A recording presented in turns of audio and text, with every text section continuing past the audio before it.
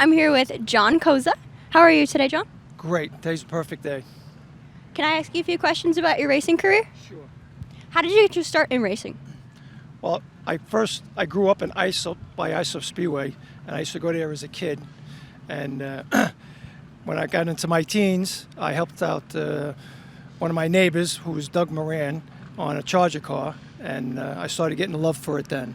And right after that, shortly after that, Islip Speedway closed, and we started coming to Riverhead, and I felt I had to drive. So we built a car by myself in 1987 in the blunderbuss division and started. Of course, very green, but not too good at all. And one of I call my mentor now, is Paul Macaroni and his brother Joel. They kind of took me under their wing in the beginning of that year and made the learning curve much shorter. So I'm indebted especially to Joel, which Joel was Paul Macaroni's brother, which is also he's on a Wall of Fame in Riverhead also. So I'm honored to be there for that too. Then after that, I raced 3 years on blunderbuss. I got 9 wins in 3 years and the championship in my final year. Can you tell us a little bit about your blunderbuss career and who were your biggest competitors that you were against? We had a lot of competitors back then. That was a very, very large division. On a regular night, we probably had 35 to almost 40 entries. So qualifying was almost like a feature every night.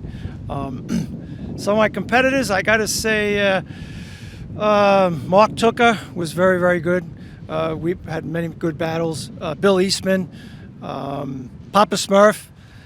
He always ran big block Chryslers. He was always known for that. But Pat Fesner, he was another fierce competitor with his family. But you couldn't take nothing for granted when you came here back then. You had to be on point and ready to race. Can you tell us about your championship year? My championship year was my last year. That was in '89. That was probably my best year. The competition was very, very fierce. Fortunate, I did very well that year. I got 6 wins in that year, and we had we used to have our big 50 lapper at the end of the year, which was like kind of open competition, and I was fortunate to win that race in the championship that year.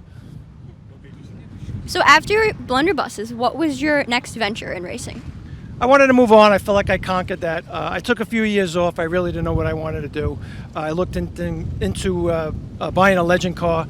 I just didn't really like the car. I loved the rules and the division. And back then, trucks were starting to get very popular, and they started a division called Super Pro Trucks. It was basically almost like a Charger or a late model car with a little longer wheelbase. And that was starting out. That division was starting out. There was about a half a dozen trucks, and I felt I wanted to get back into it.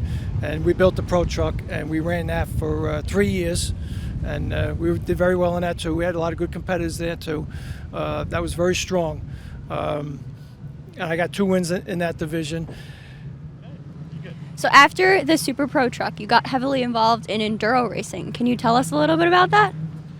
Yes, I loved the pro truck, but it was a lot of work. I just wanted to step back a little bit and have a little less stress. And I kind of got into enduro racing by accident. I was offered a truck to drive one time, and it just kind of took off from there. It's a totally different style of racing. The people are totally different than at the NASCAR level. It was, to me, I always called it no stress racing. It was kind of like half the work and half the money for twice the fun. So I was kind of in the heyday of it. Some of them call me one of the founding fathers of the trucks and the Grands, which now they call the street stock, because there was a lot of really good competitors in there. They just needed to be more organized. And me, a few other fellas, Bobby Pease, Rich Johnson, Ray Fitzgerald, we went to the track management and asked if we could start refining these divisions. They're a great feeder division. And it kind of took off from there. And I think I'm proud that I was in the heyday of it. It blossomed within 2 years. The level, the competition, and the drivers, the level doubled. And then they started another tour, a niche touring tour. It's called the Northeast Enduro Touring Series by Billy Bartley up in Mountain Speedway, Pennsylvania. and he was very supportive of the Enduro divisions, and he started inviting us up there, and we used to tour all around the Northeast, and we ran some pretty impressive tracks. We ran on Wall Stadium, Bethel, Mahoney Valley, Mountain Speedway, Chemung, and we had one dirt race on our schedule, and we also ran a road course, and that was all Enduro racing. You have 22 wins here at Riverhead Raceway. Can you tell me a little bit about what that means to you? Well, I'm very fortunate to have 22 wins. Everyone is special because you work hard for everyone. I really enjoyed the Enduro truck racing in the beginning because it was a different style of racing.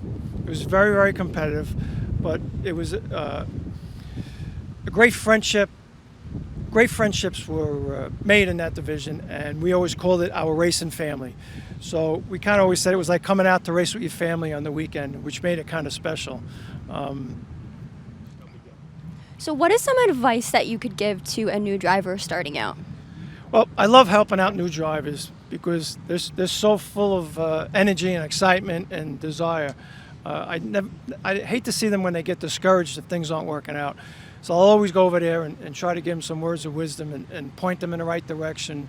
And what they're doing, their strong points and their weak points. But the bottom line is just really never give up.